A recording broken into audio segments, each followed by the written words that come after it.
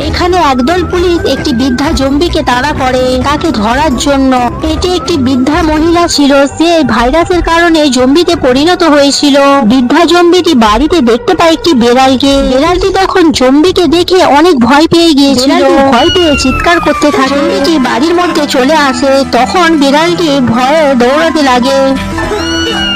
একটা সময় জম্বিটি বিড়ালকে ধরে ফেলে। বাচ্চা বিড়ালটিকে দেখে অনেক মায়া হয়। তারপর জম্বি বাচ্চা বিড়ালটিকে দুধ খেতে দেয়, তারপর তাকে গোসল করায়, তাকে অনেক যত্ন করতে থাকে। জম্বিটি বিড়ালটিকে অনেক ভালোবাসতে শুরু করে। এদিকে বৃদ্ধা জম্বিটির খবর চারিদিকে ছড়িয়ে পড়ে। একদিন জম্বি ও বাচ্চা বিড়ালটির আওয়াজ বাইরে থেকে একটি পুলিশ শুনে ফেলে। সকল পুলিশ চলে আসে, জম্বিকে ধরে ফেলে। বাচ্চা বিড়ালটি তখন পুলিশের পা ধরে কান্না করতে থাকে বৃদ্ধা জম্বিকে ছেড়ে দেওয়ার জন্য।